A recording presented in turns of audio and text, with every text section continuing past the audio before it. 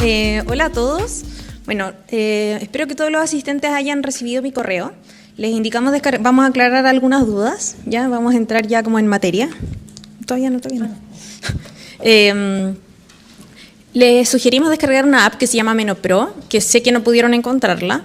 Ya, los que ya lo teníamos descargado en nuestro celular, aún lo tenemos, digamos, pero no se puede descargar, pero no es necesario para el desarrollo de este taller. Ya, eso es como para que lo tengan de referencia en la práctica clínica.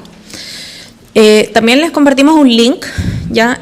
Porque vamos a hacer esto interactivo. Entonces la idea es que ustedes se meten al link con el pin de la reunión que le vamos a dar ahora y les va a permitir votar en las preguntas, ¿ya? Por las alternativas que ustedes deseen y se van a registrar los votos en vivo. Entonces vamos a dar un minuto para que voten.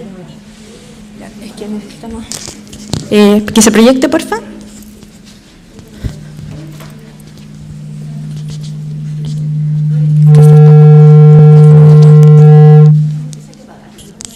Sí, hay que pagarlo. Ya. Entonces, ese es el sitio web, livevoxvote.com, y este es el pin de nuestra reunión. Ya, por favor, para que todos ingresen, vamos a hacer una pregunta de prueba. Esto es la misma dirección y el mismo pin durante todo el día. ¿Ya?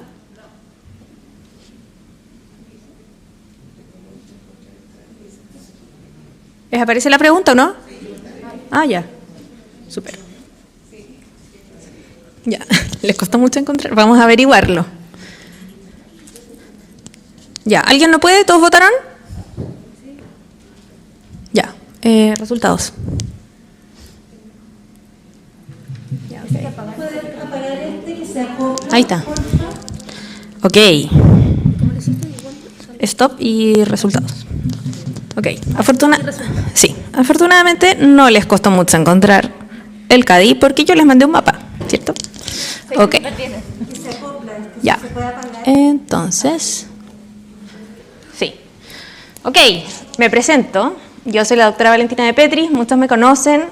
Esta es mi familia, son la razón que me trajo a Magallanes. La vida es un trabajo en equipo, ¿ya? Ellos contribuyeron, aunque ustedes no lo crean, hasta mi marido estuvo aquí ayudándonos.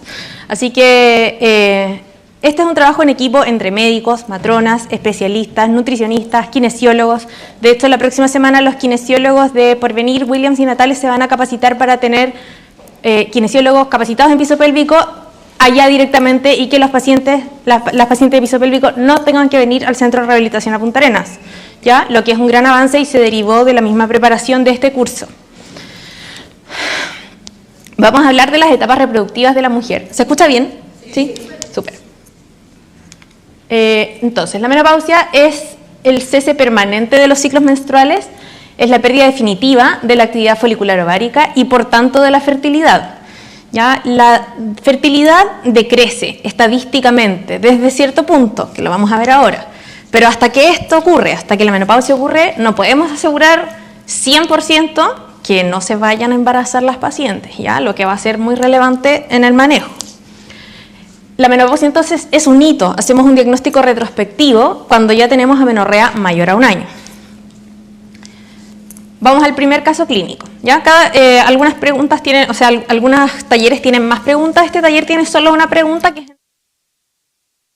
mujer de 48 años consulta por insomnio. Hace 3-4 meses presenta insomnio de conciliación y mantención asociado a la aparición de bochornos con sudoración excesiva que la despiertan en la noche. Refiere además cansancio, fatiga y ánimo bajo hace algunos meses, aumento de peso y de grasa abdominal y exacerbación de sus migrañas perimenstruales. Dirigidamente refiere a reglas regulares hasta hace 2 años, en que inicia periodos de poli y luego oligomenorrea y algunos ciclos con sangrado abundante. Su última regla fue hace 3 meses. No tienen antecedentes relevantes, una cesárea, apendicectomía, menarquia a los 12 años, tuvo 4 hijos, depresión posparto en los últimos 2 y se cuida con el método de calendario. No fuma, no consume alcohol, drogas y hace actividad física regular. Ideal la paciente. En su familia no hay antecedentes de endocrinopatías. Normotensa, ¿cierto? Y un IMC, esto es una paciente que cuesta encontrar en Magallanes. Fasias no características, tiroides de consistencia normal, sin nódulos ni adenopatías, mama sin galactorrea ni nódulos, restos sin alteraciones. Tenemos 2 micrófonos puestos acá, ya, para que la idea de hacer este taller es interactivo y algo como un poco más informal, por eso queríamos que se fueran las autoridades. Entonces, la idea es que se puedan acercar, igual pueden, la verdad es que el auditorio haciendo las preguntas a viva voz igual se escucha bien, ¿ya? Pero se pueden levantar, hacer las preguntas y también, si no, levantar la mano para que discutamos los casos clínicos. Ya tenemos que ponernos en el caso, esto va a ser expositivo, por supuesto, les vamos a pasar las diapositivas, les vamos a hacer una prueba igual, pero la idea es que lo resolvamos como las pacientes que nos vamos a enfrentar. De hecho, en el resto de mis presentaciones, yo ya empecé a ir a los poli, a los CEFAM de acá de Punta Arenas, y son todos casos reales. Entonces, la pregunta. Mujer de 48 años, ¿cierto? Nuestra paciente con insomnio, bochornos, diaferesia, ánimo bajo, fatigabilidad y trastorno menstrual. ¿Cómo confirma que la paciente se encuentra en transición a la menopausia? Tienes que, ¿cachai? ¿Cómo hacerlo? ¿Cierto? No importa, se va a salir la presentación. Ah, ya, ¿se saca entonces? Sí, se saca.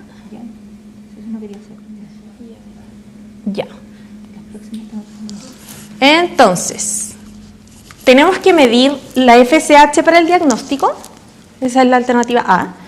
No es necesario evaluar FSH ya que el trastorno menstrual sumado a los síntomas vasomotores son característicos. No es necesario evaluar FSH porque el sangrado abundante descarta el diagnóstico. O se requiere la medición de FSH para el diagnóstico diferencial con trastornos tiroideos. Unos segundos para votar. ¿Todos respondieron ya? Unos segundos para votar.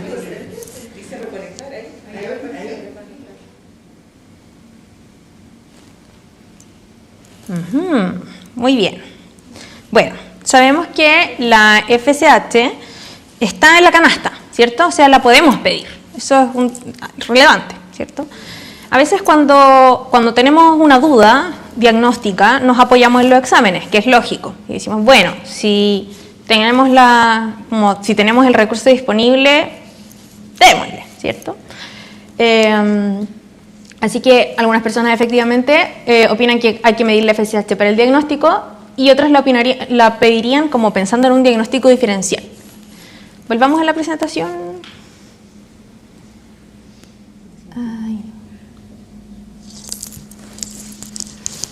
Volvimos a la pregunta.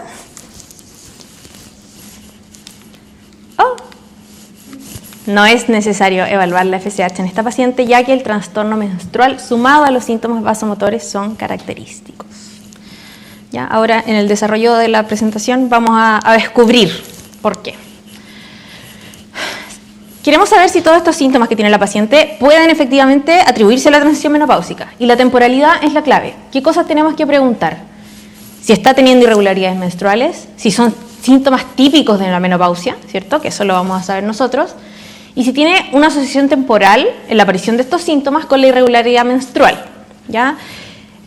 Como vimos, y va a salir más adelante, la edad promedio en Chile de la menopausia es a los 48 años, ¿ya? Por lo tanto, cuando las mujeres pasan los 45 años en general, ya sabemos lo que viene, ¿ya? Rarísimo sería que, o sea, lo que tenemos que descartar principalmente es que los síntomas, por supuesto, se deban a otra cosa.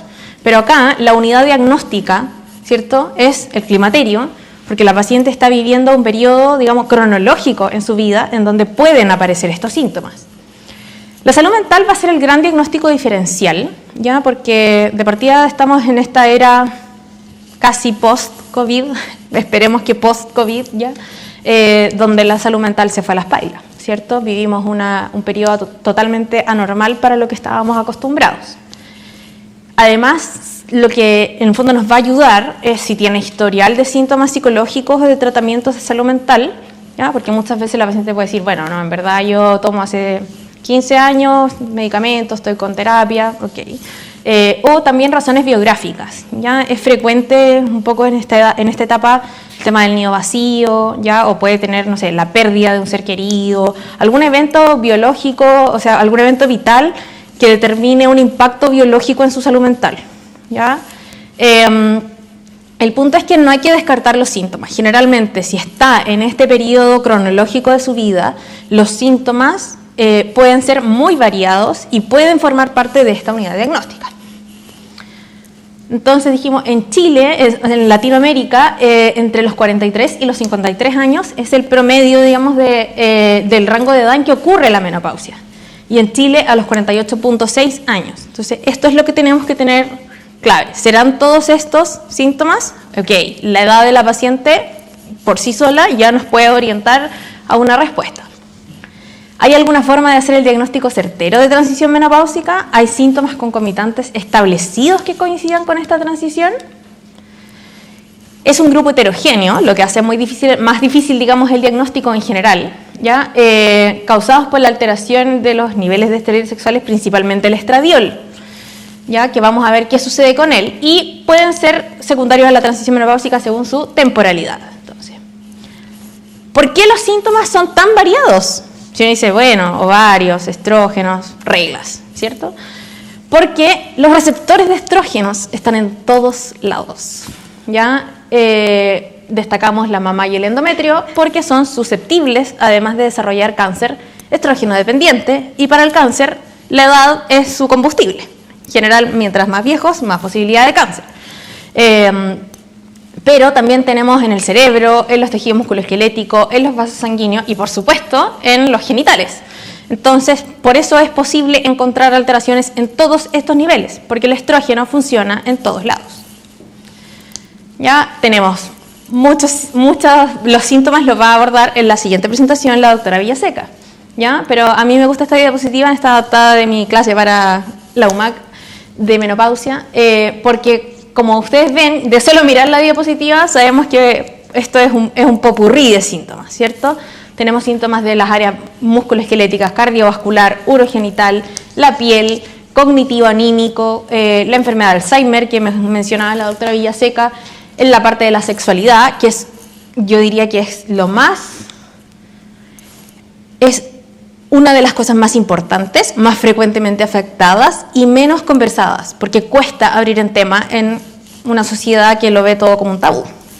Y por supuesto los síntomas vasomotores, que es lo que más frecuentemente asociamos, ¿cierto?, al climaterio bochorno, es como el típico. Entonces, ¿qué sucede cuando nos acercamos a la menopausia y la sobrepasamos? Conforme van disminuyendo los folículos en el ovario, ¿cierto?, disminuye el estrógeno, o sea, el estradiol y la inhibina, ¿ya? Entonces, como disminuyen ambos, aumenta la FSH y logra, inicialmente, cuando todavía quedan suficientes folículos, entre comillas, recluta muchos folículos, pero no logra que ninguno domine. Entonces, si bien la mujer puede empezar a alterarse su regularidad menstrual, porque sabemos que si no hay un folículo dominante, no hay progesterona y por lo tanto no hay un ciclo, ya puede igual haber, digamos, hay secundariamente a estos muchos folículos reclutados, van a producir estradiol y la mujer va a partir con síntomas, pero de hiperestrogenismo, ¿ya? Lo primero que sucede es el hiperestrogenismo. Entonces, ok, tratamos de reclutar todos estos folículos, aunque ninguno domine, vengan todos los folículos, mucho estradiol. Eventualmente se empiezan a acabar, ¿cierto? Los ciclos menstruales se van haciendo más irregulares y hay aumentos y disminuciones oscilantes de FSH y de estradiol, por lo mismo, porque a veces en el fondo logro reclutar, no sé, 4, después no logro reclutar 1, y hay aumentos y disminuciones oscilantes de la FSH y del estradiol. Por lo tanto, también esto nos explica por qué la FSH no sirve en forma categórica en la transición, porque puedo encontrarla baja y la mujer igual está en su transición menopáusica. Pero finalmente ya se quemaron todos los cartuchos, ¿cierto? Ya no tengo folículos para producir estradiol y se establece el hipoestrogenismo. Y el hipoestrogenismo hace que se disminuya los niveles de serotonina, por lo que el cuerpo dice, ok, necesito la serotonina, ¿dónde está? Aumenta el receptor, ¿cierto? Y por esta sobreexpresión del receptor, por la necesidad de serotonina, se producen los síntomas vasomotores. Y además en el sistema nervioso central, ¿cierto?, que es donde actúa principalmente la serotonina, y eso explica también por qué muchas veces para los síntomas climaterios podemos usar antidepresivos, ¿cierto? Que aportan cierta serotonina, se producen efectos cognitivos y en el ánimo. Y ya por último, ¿cierto? Los ciclos son irregulares, cada vez menos frecuentes. La FSH ya está muy elevada, pero esto es ya cuando está inminente la menopausia, ¿cierto? Y con el estradiol bajísimo y termina los ciclos menstruales, la ovulación y la vida fértil.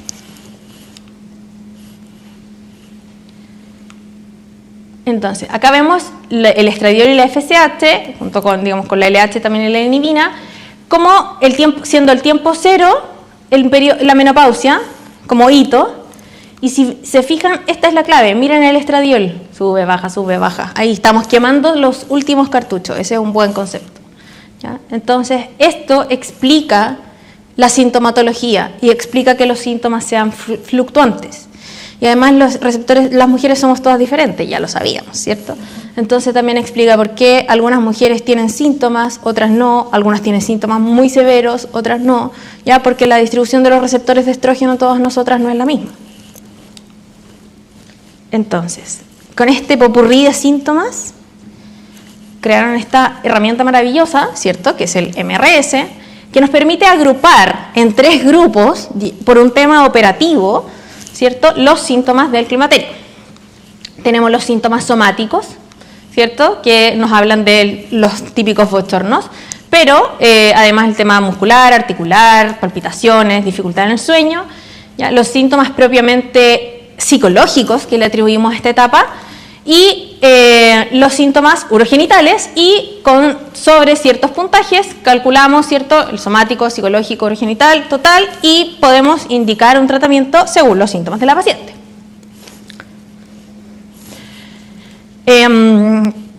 Entonces, esta es un esquema, ya que se los voy a mostrar, pero en el fondo tenemos el concepto de las etapas reproductivas de la mujer.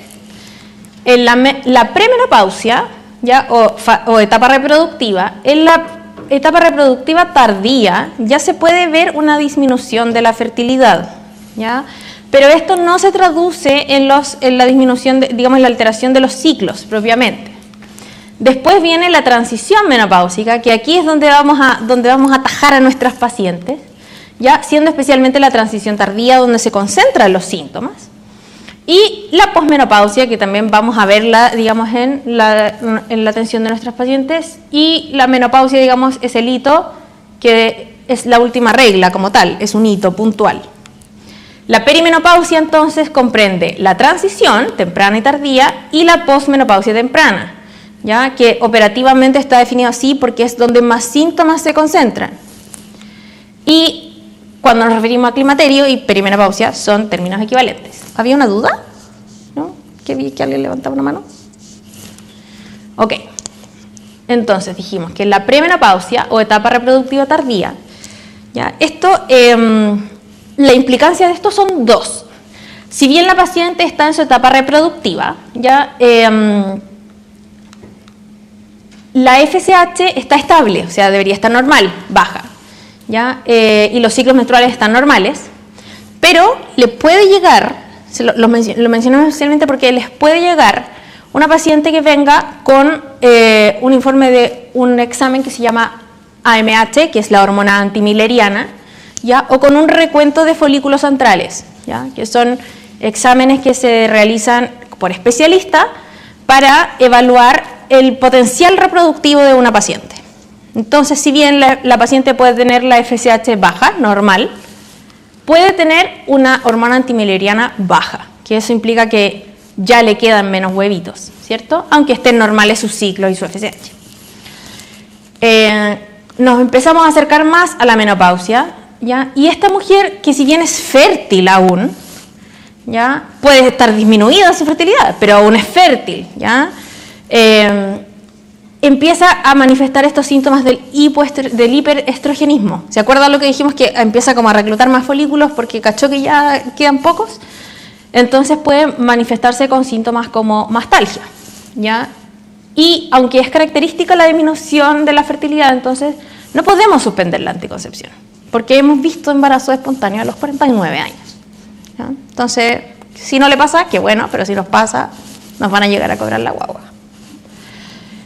Y entonces la transición menopáusica. Aquí la mujer aún no ha tenido su hito menopáusico, última regla de la vida, ¿ya? Esto, entonces, cuando está en transición menopáusica, la mujer puede estar muy sintomática y aún así no asegura que no esté fértil, ¿ya? Marca el inicio de la transición menopáusica, la transición temprana, este ciclo variable que se empieza a alterar, como que se empieza o más largo, un ciclo más corto, no tiene grandes periodos de amenorrea, pero ya cachamos que algo pasó, ya los ciclos consecutivos tienen más de 7 días de diferencia respecto a lo habitual y la FSH puede aumentar, pero también es variable, ¿ya? La podemos pillar alta, baja, la FSH no es la panacea. Síntomas. Puede haber, puede no haber. Generalmente esta parte no es como la típica en que se empiezan a presentar los síntomas más allá de la irregularidad menstrual. Y la transición menopáusica tardía, aquí es donde empieza a quedar la escoba. Ya en general es entre 1 y 3 años antes del hito de la menopausia y la clave es que ya empiezan a haber episodios de menorrea más prolongada. ¿Ya? Aquí uno dice ya esto es inminente. Es frecuente también que haya ciclos anovulatorios, por lo tanto estos periodos largos de amenorrea, después hay una metrorragia disfuncional porque obviamente sale todo lo que no salió, digamos, en el ciclo correspondiente. Y generalmente aquí ya empezamos a ver la FSH sobre 25. ¿Ya? Y las fluctuaciones importantes de estos niveles hormonales hacen que en esta etapa, en la transición tardía, aumentan los síntomas climatéricos y empiezan los cambios fisiológicos, ¿ya? De los múltiples sistemas. Entonces vemos también acá, empezamos a ver el impacto cardiovascular. ¿Y si no tiene útero? ¿Cómo sabemos? Bueno, por eso es importante conocer todos estos síntomas, porque hay dos situaciones que son relativamente frecuentes en las pacientes y que no vamos a tener la regularidad o irregularidad menstrual como un parámetro. Que la paciente no tenga útero, ¿ya? O que la paciente use, por ejemplo, anticonceptivos orales, ¿ya? Que nos van a dar un patrón predecible de sangrado y no van a ser, ¿cierto?, una clave diagnóstica. Pero para eso tenemos que conocer la fisiología y todos los otros síntomas, ¿ya? Porque esto está dado por la disminución progresiva de folículos, no tiene que ver con el aporte exógeno de hormonas. Y la posmenopausia, entonces, ¿cierto? El diagnóstico es retrospectivo. Los primeros 2 años, cuando hay más síntomas climatéricos, ¿ya? Sobre todo los bochornos, ¿ya? Y después, hasta el final de esos 2 años, ya los niveles se estabilizan y como que tienden a disminuir los síntomas. Pero la posmenopausia, ya, ok, el estradiol hasta la vista, baby, ¿cierto? No lo vimos más. Pero a los 6-8 años posmenopausia, aquí empieza el gran desastre, sobre todo con la sintomatología uroginecológica, ¿ya? Aquí la atrofia genital se lleva todos los premios. Si la paciente se salvó antes, no tuvo bochorno, no tuvo síntomas anímicos, qué bueno. Pero esto va a aparecer inevitablemente prácticamente. Todo eso fue para explicar este esquemita, que se ve un poco denso, ¿ya? Por eso también le pusimos colores para que el semáforo lo identificamos todos, ¿no es cierto? Entonces, en la etapa reproductiva tardía se puede empezar a comprometer, ¿cierto?, la fertilidad, porque vemos la hormona antimileriana o el recuento de folículos antrales, que son parámetros que se usan en el estudio de la infertilidad, que pueden estar bajos, ¿cierto? Aún así, la infertilidad no la podemos asegurar en la población general, porque estos exámenes se hacen específicamente en estas pacientes, no se lo hacemos a todo el mundo, ¿ya? Y puede haber cambios sutiles en el flujo y la duración de los ciclos. Después parte la transición menopáusica, ¿cierto? Que es una variable, digamos, la duración. Los ciclos ya se empiezan a alterar, pero la FSH puede subir y bajar en forma variable, no nos da un diagnóstico certero.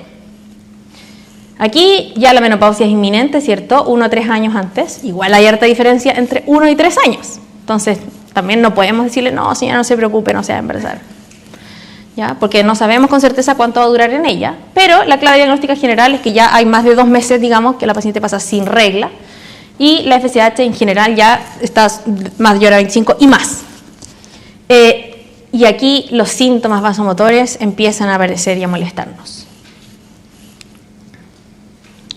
Lo mismo en la posmenopausia temprana, los primeros 2 años, síntomas vasomotores, ¿cierto? Y por eso definimos este periodo de perimenopausia, donde son más frecuentes los síntomas vasomotores, que son los que más frecuentemente también asociamos nosotros con la menopausia, y a la larga los síntomas de atrofia urogenital, que van a acompañar al resto de la vida.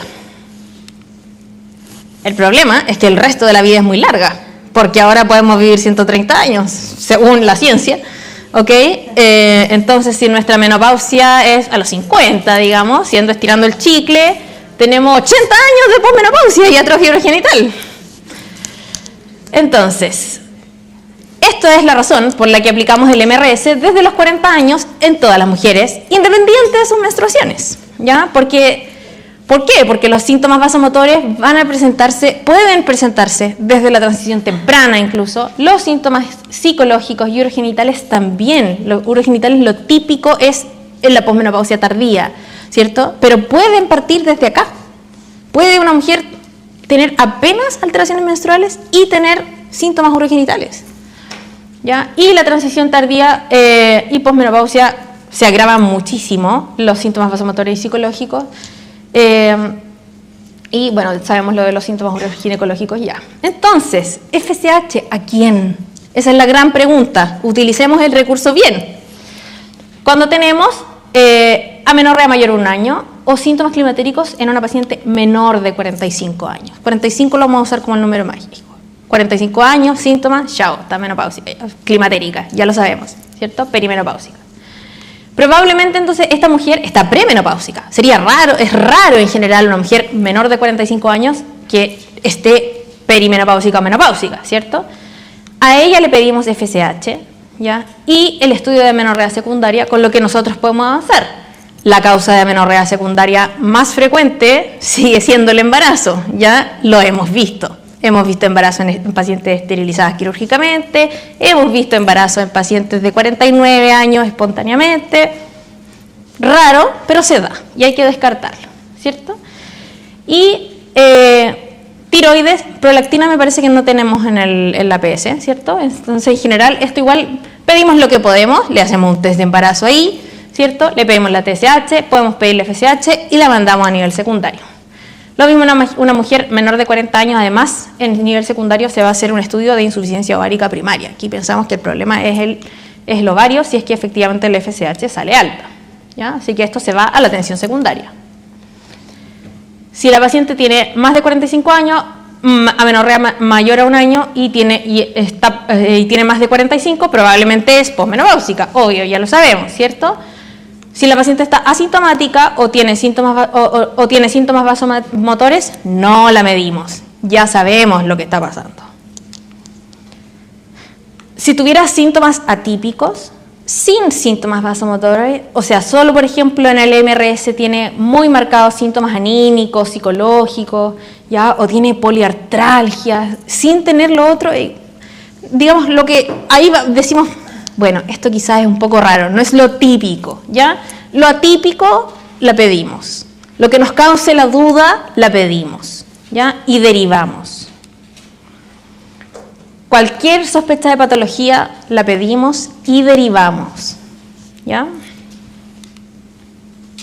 Entonces, los anticonceptivos, ¿cuándo los suspendemos? Los anticonceptivos orales combinados son el gran confundente porque la señora va a sangrar cuando tenga que sangrar según su ciclo de la cajita. Entonces, no es una indicación confiable medir la FSH, incluso en los periodos libres de hormonas, ¿ya? En las pacientes con anticonceptivos. En teoría, podríamos medir la FSH y que si está mayor a 30 y la repetimos en 6 semanas y de nuevo está mayor a 30, esperamos 1 año y le decimos ya, ahora suspenda anticoncepción. Esto es un enredo. ¿Cuántas consultas? Porque la señora le pidió un FSH, después 1 mes y medio, otro FSH, ya, ahora espere 1 año. Entonces, tenemos que recordar que tenemos otros métodos anticonceptivos, ¿ya? Que estos nos ayudan a desenmascarar los síntomas climatéricos, porque son sin estrógeno, ¿ya? Son sin etinilestradiol. Entonces, acá, si la señora la tengo con una T de cobre, si está esterilizada con mayor razón, ¿no es cierto? O si uso un Mirena, por ejemplo. ¿Ya? El Mirena, ¿sí? Una consulta para poder medir el FSH. ¿Ya? ¿Cuánto tiempo es un anticonceptivo? ¿O puedes tomarse con el anticonceptivo? No, es que ese es un poco el concepto, porque la paciente, necesito más contexto, porque en el fondo, como estamos diciendo, la mujer, la FSH, ¿qué cosa? Para medir la FSH son casos como muy puntuales, cuando tú tienes una duda diagnóstica, ¿cachai? Si tú tienes, por ejemplo, una mujer, tú dices, ya, tiene 51 años, entonces ya quiero cachar si está efectivamente menopáusica. Sería un ejemplo de lo que uno haría, ¿no es cierto? De partida no la voy a dejar igual, sin anticoncepción en absoluto, ¿cierto? Le voy a decir, usemos preservativo, veamos qué pasa en unos 2-3 meses, ¿cierto? Siempre con preservativo, porque en verdad tiene todo el derecho de seguir fértil.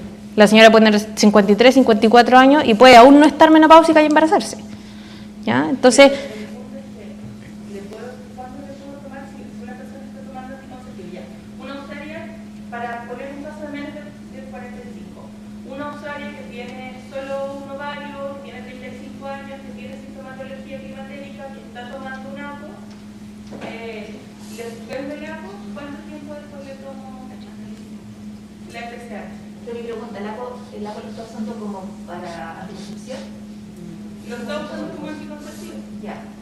Generalmente, si lo quieres evaluar, hay que buscar otro método anticonceptivo, ¿cierto? Y suspender al menos 2 meses, en un caso de 25 años que tienes la duda, 2 a 3 meses y ahí medir la FSH. ¿Después de 3 meses? Sí, 2 al menos. Y así hormonales, que no sirve la mujer. Doctora, perdón. La misma tonalidad de ella, pero en el caso de pacientes mayores. Perdón, ¿pueden usar el micrófono? Yo por lo menos no les escucho. No sé lo que están preguntando. Sí. O mucho, o sácate la mascarilla para hacer la pregunta más fuerte. En el caso de mujeres mayores de 45 años ya no ocupan anticonceptivos combinados, ocupan anticonceptivos como el Mirena, Progestasol, que provocan amenorrea. Entonces, en el caso que aparezca sintomatología climatérica, pero estén en esta amenorrea que uno no sabe si es por la menopausia o por el anticonceptivo, tengo que suspenderle el inyectable, por ejemplo, para tomar el FSH. es que si la paciente tiene síntomas, vamos a responder, tú misma vas a responder la pregunta. Para ver si la mantengo o no con el anticonceptivo, no para hacer el diagnóstico. Es que ese es el punto. ¿Para qué vas a suspender? Mira, si la paciente tiene 46 años, tiene síntomas climatéricos, usando alguno de progestágeno solo, ¿no es cierto? Y no tiene contraindicación de uso de terapia. ¿Para qué le vas a suspender el anticonceptivo y pedir una FSH si ya sabemos lo que le está pasando? Porque ella... Entonces, lo que pasa es que en capacitaciones anteriores, después de los 50 sobre todo, para decidir si mantenerlo o no con el anticonceptivo, no sugerían tomar el FSH. Entonces, lo que me están diciendo ahora es que si está con sintomatología, tiene amenorrea y está con el anticonceptivo, la mantengo, si tiene ya 50, 52. Dale. A ver, esta pregunta es súper importante y como yo tengo ya muchos años andando en esto, tengo varios embarazos paulinitas, me llamo Paulina, ¿ok? De mujeres de 50, 52, 49, después de 15 años de la última guagua, entonces es un error que uno no quiere cometer y que no debe cometer, porque ya a esa edad es un tema en que la gran mayoría de las personas cerraron su tema de fertilidad. Entonces, te devuelvo la pregunta. Mira, una de las cosas importantes que usa el micrófono es que esto está quedando grabado para las personas que no están y eso, así que si pueden de repente pararse a usar el micrófono sería bien bueno, tenemos a los dos lados, pero y ahí hay un portátil, eso. Entonces, a ver, tenemos una paciente de 52 años, ha subido de peso, dice que está como sudorosa, pero también cuando se sube de peso aumenta la respiración, ¿ok? Y que muy probablemente está menopáusica y que quiere suspender las pastillas anticonceptivas porque está aburrida de usar por tantos años de su vida. Y ella hace 3 años atrás suspendió porque sí, porque quiso, y tuvo reglas perfectamente regulares. A esa mujer, si la suspende y vuelve a tener reglas, le medimos la FSH y sale 25, ok, un valor anodino, ¿ya? Y vuelve a tener menstruaciones, ¿qué hacemos con ella? Esa es la pregunta que les devuelvo, a quien quiera contestarlo. No, sí se entiende, sí se entiende. Si quieres, nosotros no es que queramos suspenderle el método no, si anticonceptivo. sé que no quiere, estamos conversando. En este caso sí, se mantiene el...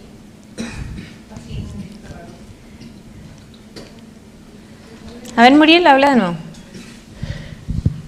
Ahí sí, dale.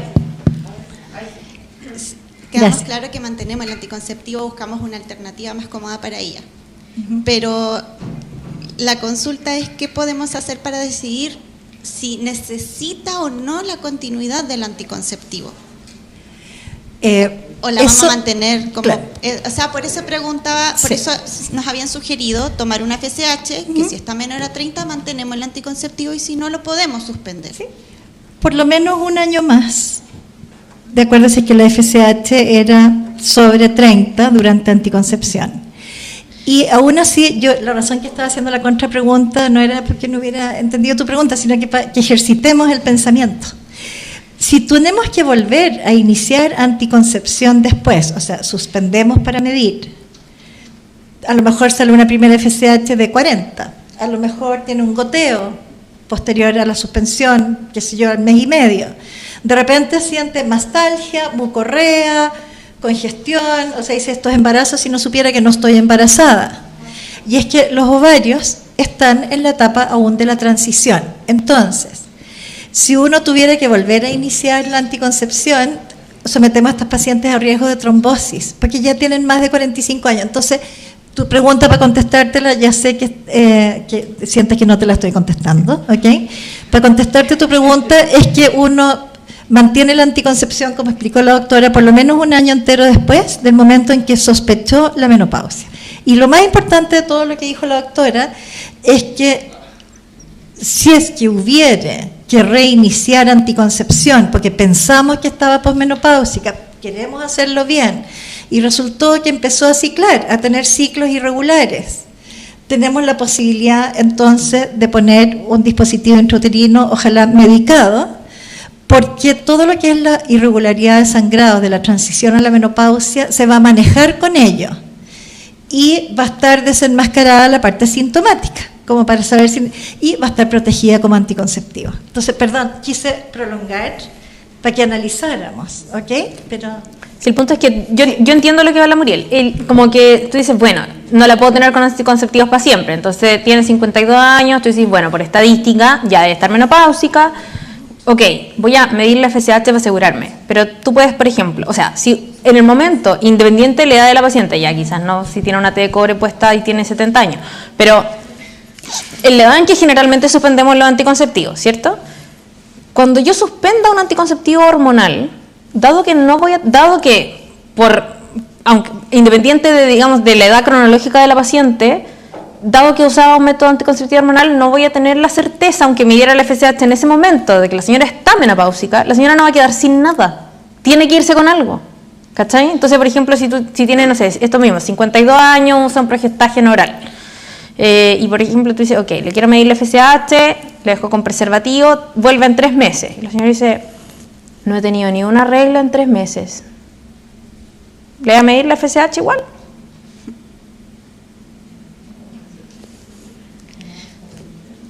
Esto es una suma de, ¿cierto? Tenemos como la edad cronológica, la edad en que probablemente sabemos que la paciente está menopáusica. ¿Ya? Lo que pasa es que el concepto es que sobre todo cuando yo tengo una paciente que necesita terapia hormonal, ¿cierto? Lo que le va a mejorar de sus síntomas es el estradiol, es el estrógeno de la terapia. ¿Ya? El progestágeno se lo damos para que no haya una hiperplasia del endometrio y a la señora no le dé un cáncer o no ande sangrando por ahí. Entonces, ese aporte de progestágeno puede ser con un progestágeno que tenga efecto anticonceptivo o no, según sospechemos que la señora está o no menopáusica. Claro. Y si esa persona que llega a los 3 meses sin regla, le suspendimos el anticonceptivo, llega a los 3 meses sin regla y dice que tiene sequedad vaginal, que está muy incómoda por ello, lo que tú planteabas es obvio. Pero si esa misma persona dice, tuve bochornos al principio, transpiraba en las noches y se me han ido pasando porque empecé a tomar té verde, cualquier cosa, ¿de acuerdo? Así que con eso se me están pasando los bochornos y ahora además me volvió la lubricación, tengo moco, he tenido sensación mamaria. ¿Qué pensamos? Que está en transición a la menopausia, ¿no es cierto? Entonces ahí, lo que decía la doctora, la parte sintomática, junto con el proceso del sangrado y el comportamiento en ese sentido, es lo que nos da la pauta si no necesitamos medirlo porque está con la menopausia instaladísima, ¿ya? O si está expresando síntomas de actividad, escucharlos. Primero, antes de solo pedirle FSH y ver qué pasa, y también es como... es decir, empieza a usar preservativo ayer, o sea, ¿de acuerdo? Siempre. No, de aquí ya no hay como que creí, que pensé, que el día, que no sé qué, que aquí, que allá, no, siempre. Hasta que se defina el asunto. Y si queremos pedirle FSH ahí, es más bien para hacer una proyección, dentro de lo que se puede lograr una proyección en esta fluctuación. No la vamos a esperar para tomar decisiones. Además No que se demora como un mes. Salvo que tengan una duda respecto a la proyección, ¿ok? Y aún así va a ser difícil interpretarla. En conclusión, entonces, si está con anticonceptivo, no es necesario tomar la FSH. No. O sea, no tiene sentido. O sea, y de hecho, claro, por ejemplo, o sea, esa y así paciente, no suspendemos, no esperamos, nada. o sea, es que en el caso de que, por ejemplo, que tengamos la duda para iniciar, si la paciente está sintomática, con síntomas de la transición, mientras esté con algún progestágeno anticonceptivo, le podemos dar estrógeno aparte. ¿Y en las pacientes asintomáticas que tienen más de 50? ¿Para suspenderlo? ¿En que estén con un anticonceptivo que provoque amenorrea? Ahí hacemos podemos hacer ese ejercicio de Pero hay que retirarlo, suspender. esperar 3 meses, claro. Pero hay que suspender Dice ya, para lo poder suspendo. tomar el examen. Sí, Y ahí esperar el año. claro. Y ojalá evitar como el uso de anticonceptivos de depósito, de hidroxiprogesterona. Sí, los anticonceptivos de tipo depo-prodazones y eso tienen mayor riesgo cardiovascular. Tratamiento, vamos a hablar en tratamiento, ¿ok? Así que ahí podemos también, y ustedes tengan casos, si quieren contarnos casos que tengan duda o inquietud o que les generó algún problema, lo vamos a ver, porque uno de los temas de la anticoncepción hormonal en la mujer mayor de 40 años, especialmente mayor de 45, y para qué decir mayor de 50, son los riesgos de trombosis, ¿de acuerdo? Incluso en personas delgadas, deportistas y todo. Yo también recuerdo una paciente flaca, deportista, que suspendió las pastillas por sí misma, empezó a tener menstruaciones, tenía 51 años, retomó las pastillas por sí misma y terminó hospitalizada con una embolía pulmonar severa sin ningún factor predisponente, no había historia familiar, historia nada. Entonces, lo que uno no quiere hacer es reiniciar un anticonceptivo hormonal por riesgo vascular. Los progestágenos de depósito ofrecen riesgo y por lo tanto son o las progestinas orales solas, ¿no es cierto? O el Mirena. Idealmente algo medicado con levonorgestrel, como el Mirena, el Quilena, Cailina, o el Jaides, no sé lo que hay acá, cualquiera de ellos.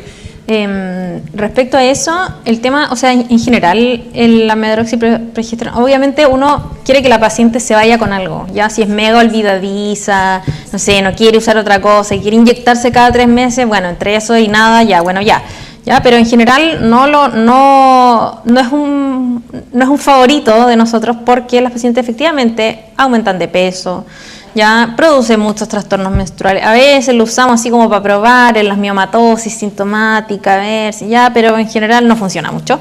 Y tenemos cosas, además el riesgo cardiovascular, ya. Otra cosa importante, el tema de los anticonceptivos combinados.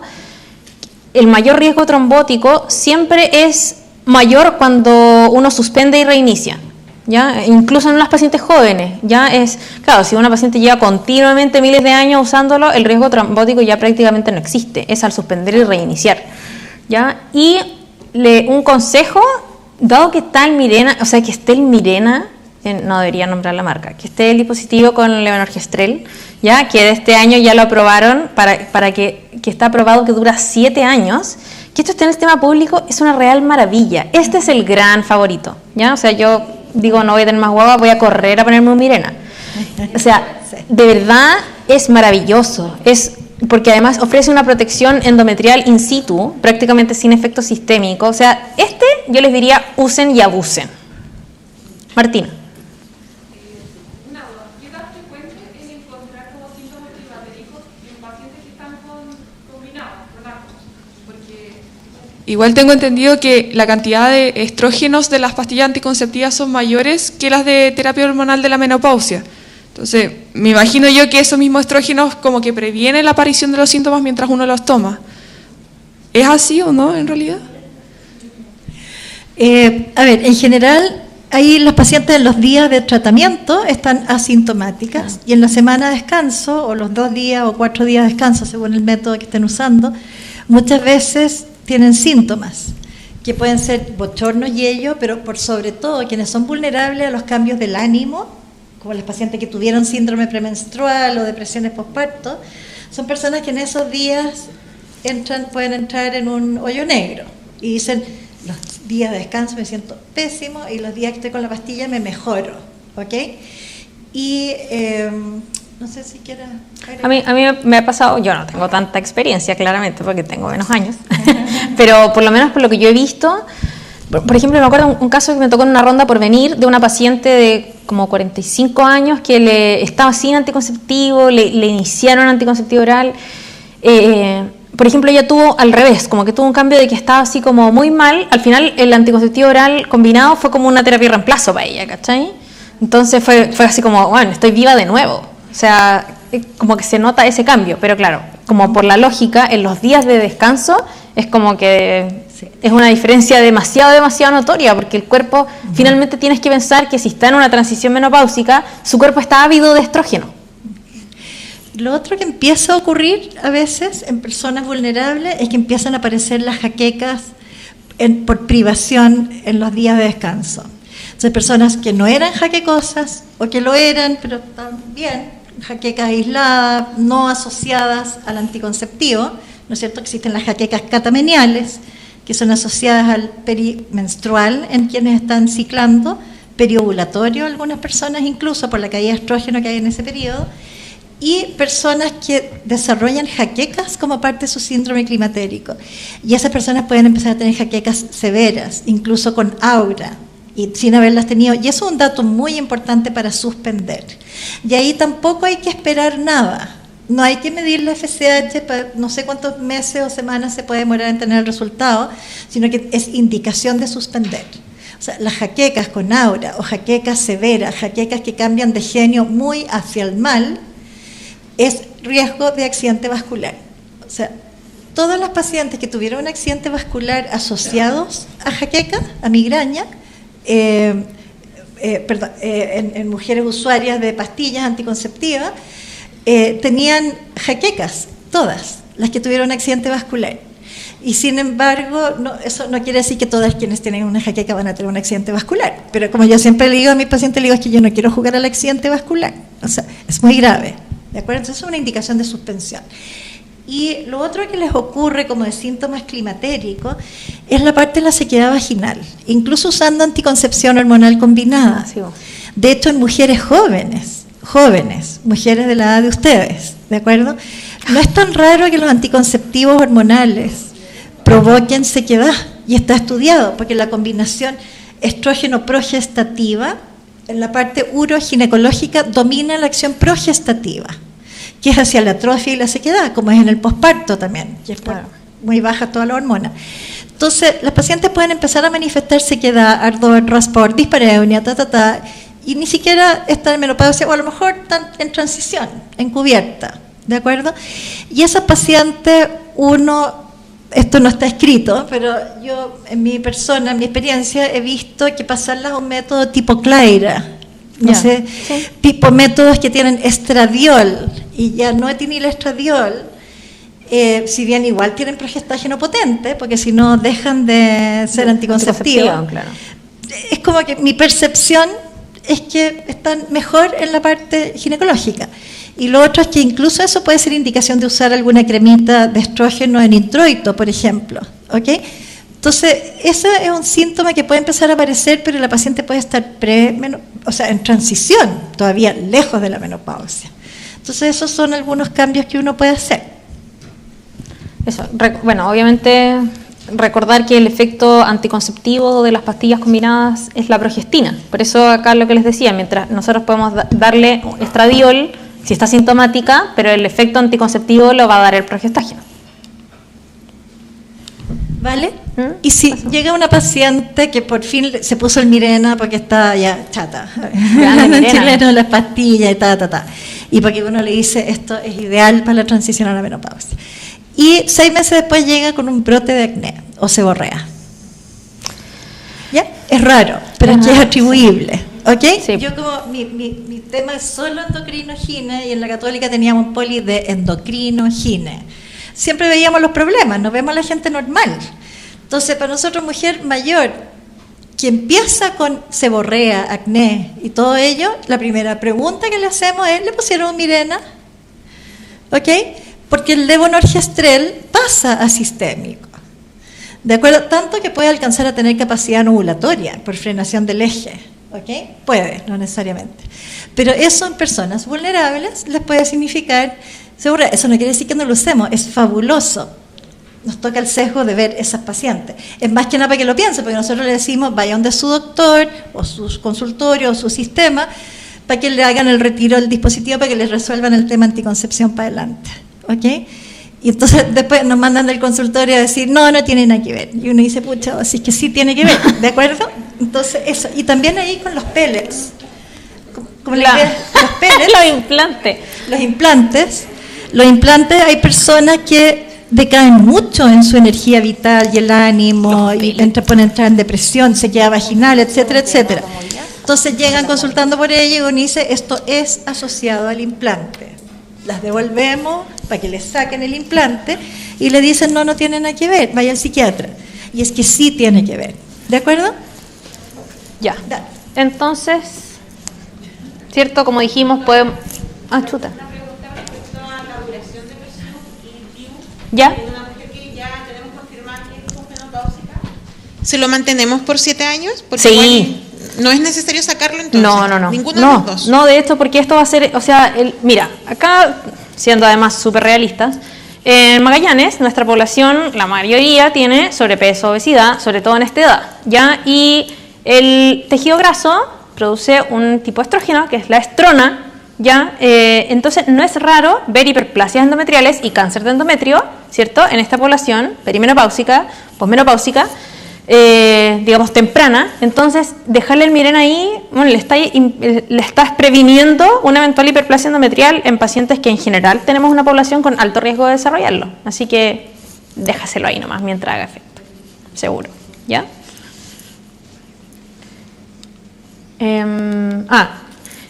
Esto, aunque esté esterilizada, ojo, nosotros, todos los métodos anticonceptivos tienen beneficios no anticonceptivos. Entonces, como que a veces la paciente está esterilizada y es como que uno se le olvida que puede usar otros métodos, ¿ya? Recordemos siempre que podemos usar los métodos anticonceptivos con fines hormonales, ¿ya? Porque las pacientes esterilizadas es súper frecuente que tengan también estas metrorragias disfuncionales y que todo le echan la culpa a no, es que me operaron, entonces engordé, tengo sangrados, todo es culpa de que lo operaron, típico, ¿cierto?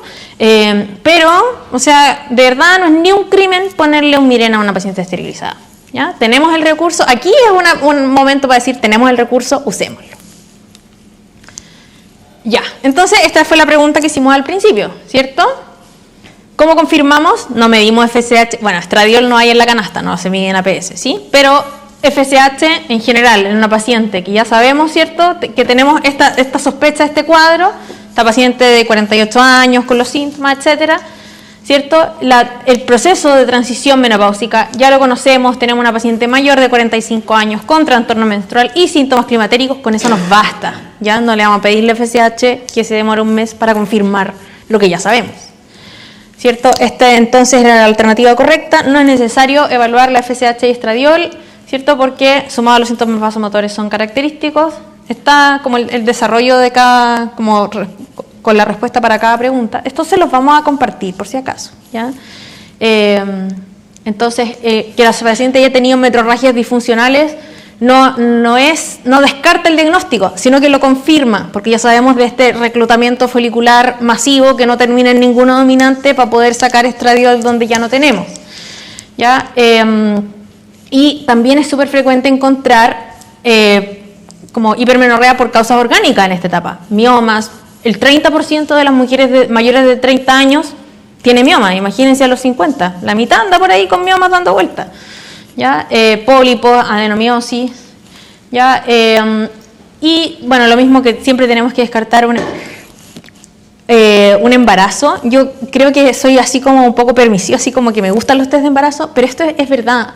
La única anticoncepción realmente efectiva, digamos, a pesar de todo lo que sea, siempre es que la paciente lisa y llanamente no haya tenido relaciones, ¿ya? Pero hemos visto embarazo en pacientes esterilizadas, eso pasa, ¿ya? Entonces, si tenemos un sangrado, efectivamente, o sea, si tenemos una alta sospecha, ya pensando en que sabemos el periodo, digamos que la mujer tiene una vida fértil, claro, si una paciente esterilizada, perimenopáusica, tuvo una metrorragia disfuncional, ya puede ser, pero al final siempre vamos a terminar descartándolo cuando esto es algo como persistente. Ya. ¿Quiere hacer un break? No, quizás hablar de mama nomás. El café va a estar listo en 4 minutos exactos. Ok, mama. Entonces, y lo otro lo dejamos para, de repente, con la clase siguiente, ¿Sí? al final del día. Ok. Mama. ¿Qué cosa le podemos hacer a las mamas para evaluarla? Una mamografía, literalmente una radiografía de la mama, que la aprieta mucho y en general molesta, ¿cierto? Una ecotomografía de la mama. También existen, para que ustedes sepan, que no lo pidan ustedes directamente, pero existen las resonancias mamarias. Esto es como algo más nuevo.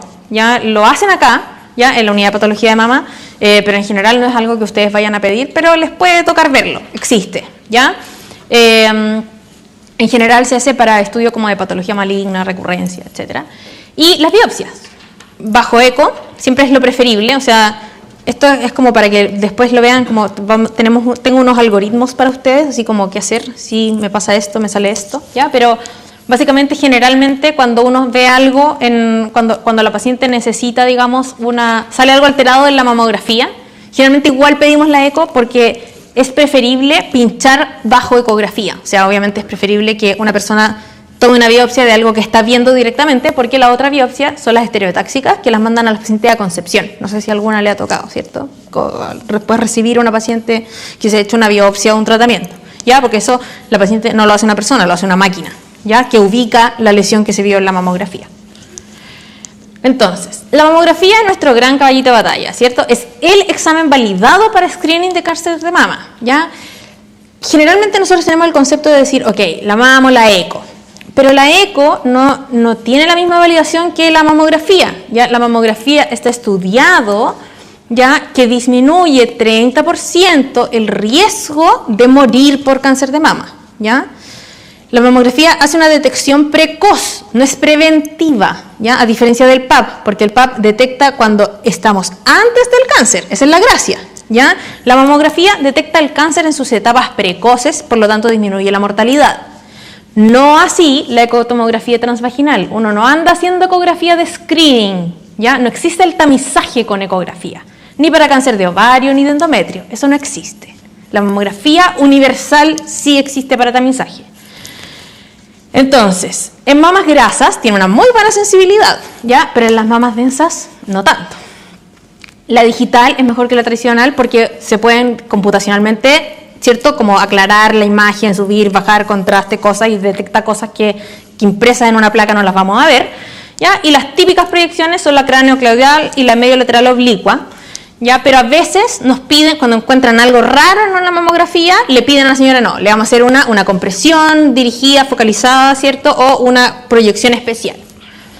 Ya, las pacientes FONASA tenemos el mamógrafo móvil, ya, que es una tremenda herramienta en nuestra región donde todas nuestras ciudades están lejos, en el hospital, y que generalmente se toman las de unidad de patología mamaria, ya, no las de APS.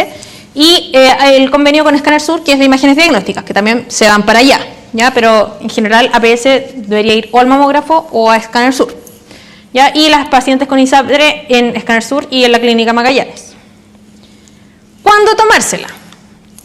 Tamizaje a la población general, ¿cierto? Estas las pedimos como con baja prioridad, ¿ya? Porque, ¿se acuerdan que hicimos como unas charlas? Y bueno, esa charla también la hicimos con la doctora Pasano, entonces yo le dije, ¿cuáles son sus principales problemas con las pacientes? Si es una mamografía de tamizaje, o sea, yo estoy buscando en una paciente que no tiene ningún síntoma, ningún problema, anda feliz de la vida, solo quiero saber en qué está, se pide con baja prioridad, ¿cierto? Pacientes asintomáticas y sin terapia de reemplazo. En Chile, en general, está para que entre las mujeres entre 50 y 69 años, la normativa instruye una mamografía gratis cada 3 años, ¿ya? En general, porque hay como un concepto de hagamos una mamografía anual desde los 40, ¿no es cierto?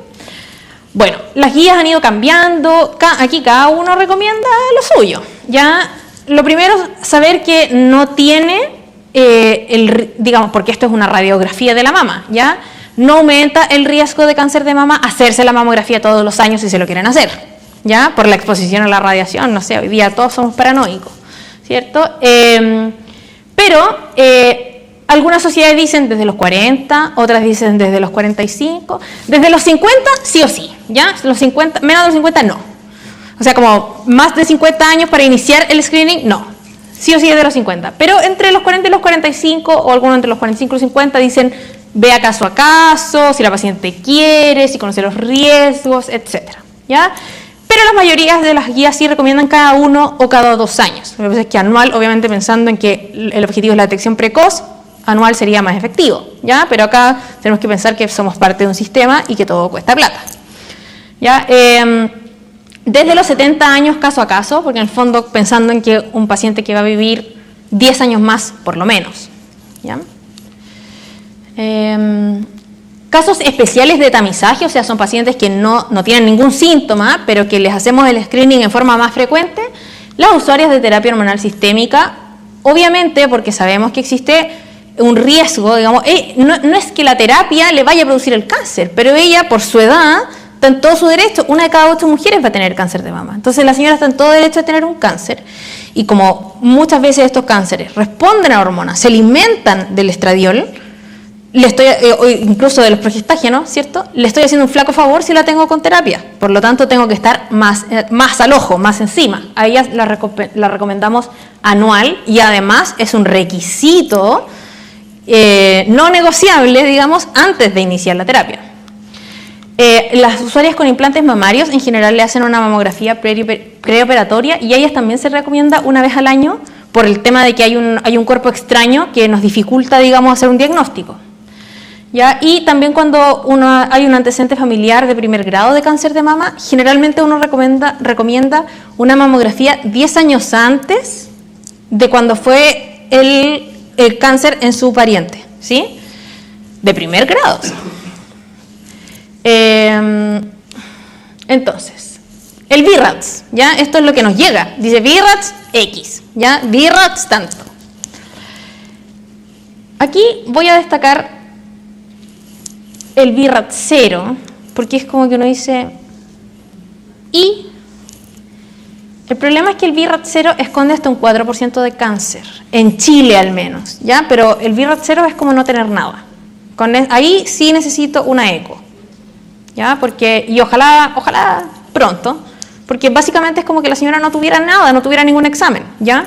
Pero el riesgo de cáncer de un BRATS 0 es mayor que el de un BRATS 1, 2 y 3, ¿ya? O sea, el BRATS 0 viene casi siendo un BRATS 4. Entonces, hay que ir a buscar la cosa. Y entonces, la categoría 1 y 2, acá no hay cáncer, ¿cierto? No tiene nada, así como una mama gusto nada, y otra veo algo, pero benigno, segurísimo. Perfecto. El BRATS 3 hay un riesgo de cáncer, pero bajo, muy bajo, ¿ya? Y menor a 2%, por eso hacemos una mamografía seriada cada 6 meses, a ver si esto cambia, ¿ya? Y en los 4 y 5 ya la sospecha aumenta, ¿cierto? Considerablemente conforme avanza la categoría, y acá derivamos para hacer una ecomamaria con alta prioridad en forma urgente, ¿cierto? Y se deriva siempre a la unidad de patología mamaria. ¿Con BRATS 3 se recomienda igual una ecomamaria? Mira, generalmente te lo van a sugerir, ¿ya? Pero obviamente se se recomienda, no es urgente, digamos, hacerla, pero igual decimos, ok, existe un riesgo, aunque muy bajo, pero existe un riesgo teórico. Y es mejor tenerlo para comparar, porque además en 6 meses más, sí vamos a tener que evaluar de nuevo esta pechuga, ¿cierto? En el día 3 comúnmente nos llega la indicación de ecografía. Sí. Y se mantienen a veces cuando tiene un algo por 2 años repetirla, pero nunca la mamografía, nunca he visto una mamografía en 6 meses. ¿Esa indicación? Nunca la he visto, solo eco. Ya, consulta, ya. Bueno, cuando llega generalmente la mamografía BIRATS 3 y les piden una eco, el punto es que la eco puede aclarar un diagnóstico. Entonces uno puede decir, por ejemplo, no, en verdad es un nódulo, características benignas, chao, mamografía en 1 o 2 años, ¿sí? Según use terapia o no use terapia. Pero en el fondo hay que tener las dos cosas como para tomar una decisión. Uno debiese tomar una mamografía. Esta es la norma. Habría que hacer una mamografía en 6 meses para comparar.